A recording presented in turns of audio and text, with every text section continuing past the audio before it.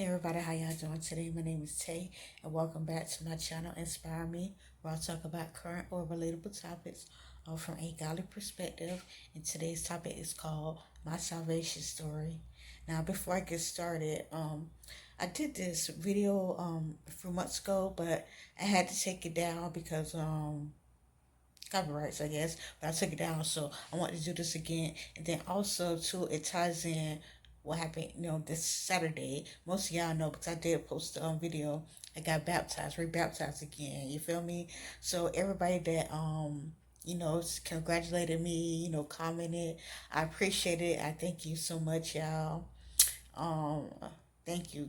God bless y'all. I appreciate when I got, baptized and came out the water, it was just a feeling, oh, like a not, yeah, overflowing feeling of just peace and just love.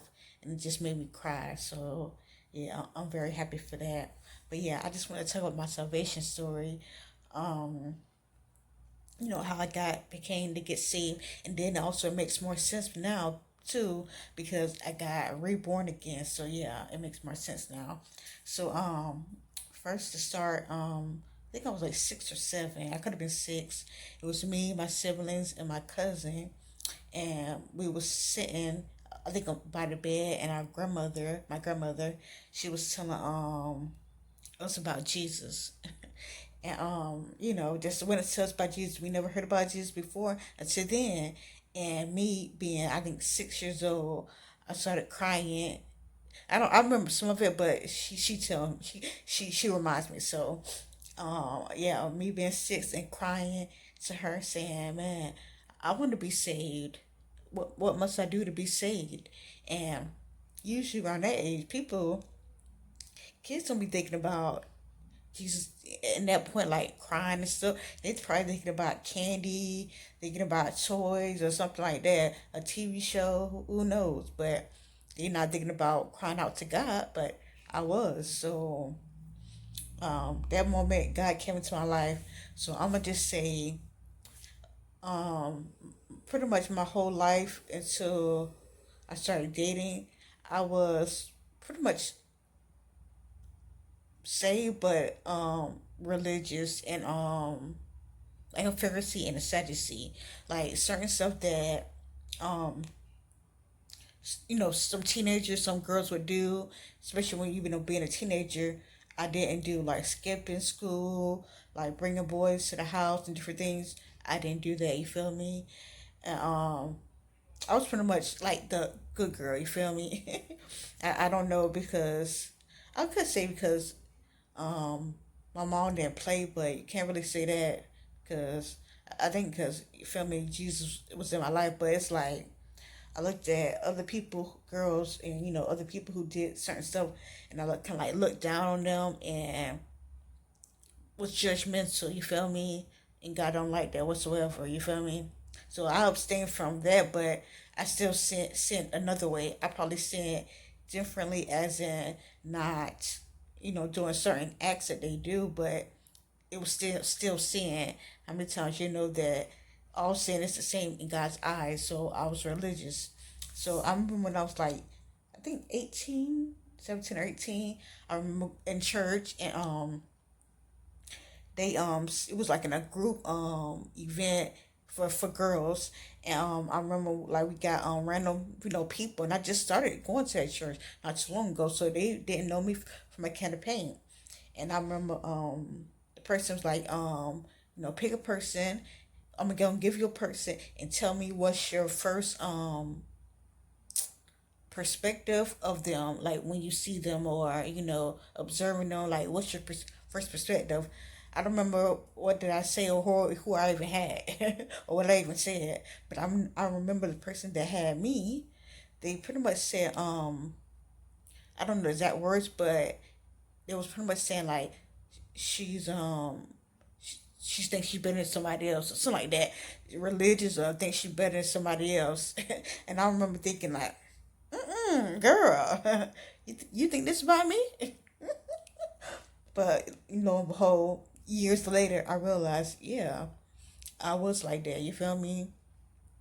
Yeah, I did think I was better than certain people, and I was religious. So up until I started dating, because I didn't lose my until I think I was 20. So yeah, up until then, I was pretty much treating my men as idols. I was I had low self worth.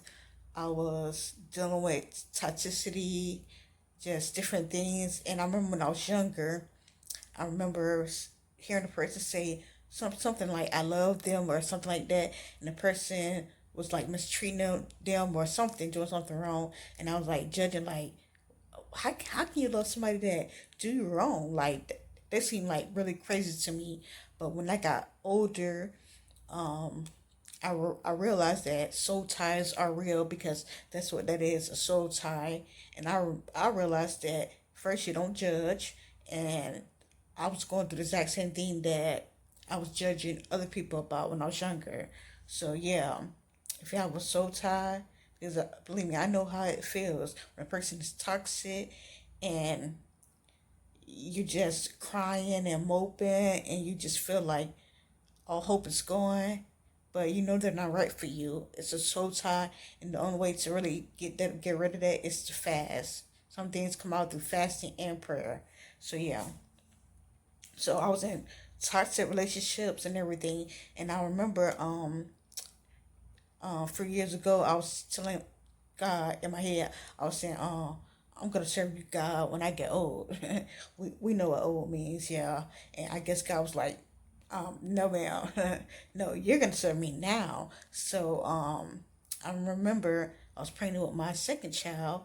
Um, it could have been a few weeks to a month till I had her. So I remember I was going in Bible study that night, and you know how you tell your testimony and stuff like that. So people was getting up telling their testimony, and I remember telling God in my head like, God, I want a testimony.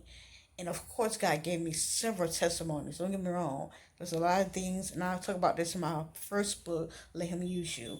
Like God made a way out of a lot of it, you feel me, situations.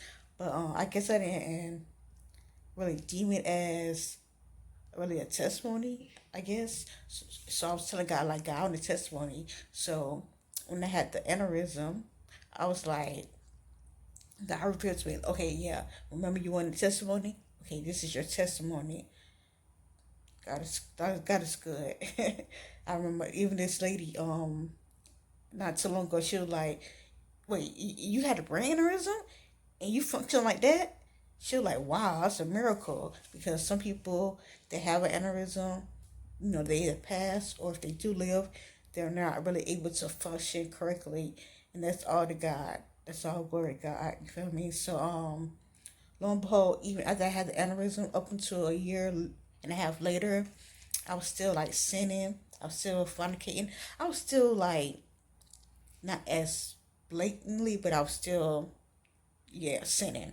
So what pushed it over the edge is the brain aneurysm, but also mainly because of what I was going through. And I was like, yeah, I remember times I used to go outside and just cry.